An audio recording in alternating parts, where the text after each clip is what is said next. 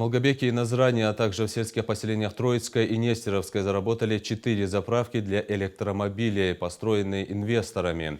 На возмещение их затрат Минэнерго России выделила нам субсидию в размере более 27 миллионов рублей. Такая информация появилась в телеграм-канале главы региона.